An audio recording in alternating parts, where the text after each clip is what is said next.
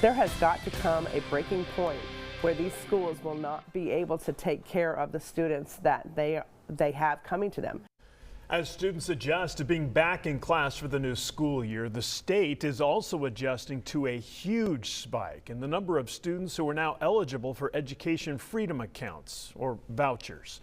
Good evening and thanks for watching Fox 16 News. I'm Kevin Kelly. I'm Donna Terrell. Samantha Boyd live from the Capitol to break down what we're seeing this school year compared to last and how much it's costing the state.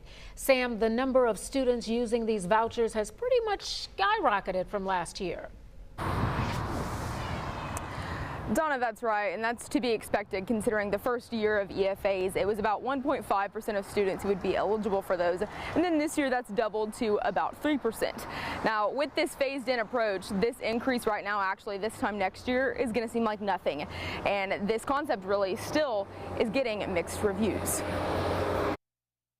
Quite frankly, I wish there weren't any vouchers at all. Under the LEARNS Act, the education freedom accounts use state funds to expand school choice in Arkansas. This means for every eligible family, thousands of dollars are being allocated to cover specific costs, like private school tuition. And this year, the state reports more than 13,000 students are already qualifying for the EFAs, with 17,000 applicants and counting. We complain about how public education isn't serving the needs of all students, but how can they if they've never had the ability to have all of the resources necessary? Allison Cunningham says her family was in a desperate position in public schools. Eliza just was getting left behind. Nothing really got done, at the expense of my child. But after learning her daughter qualified for EFAs because of learning challenges and switching to a private school, she made the honor roll and she was just doing so great, and it's just been great for her. April Reisma says, as president of Arkansas Education Association and a public school special education teacher,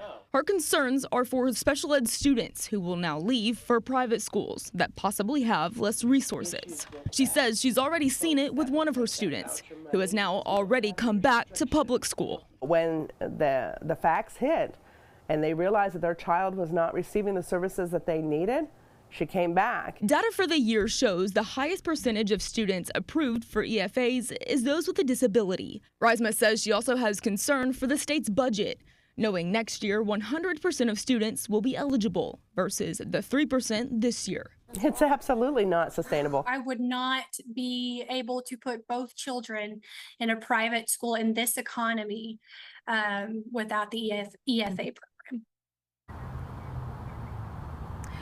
Cunningham says because of her daughter's success in private school as a student with learning disabilities, she's now been able to put her second child into private school as well because of the expanded eligibility with EFAs this year. Meantime, the state has allocated about $97 million for this year's EFA program, and that's compared to about $46 million last year. But again, this time next year, we're going to be at 100% eligibility for students in Arkansas.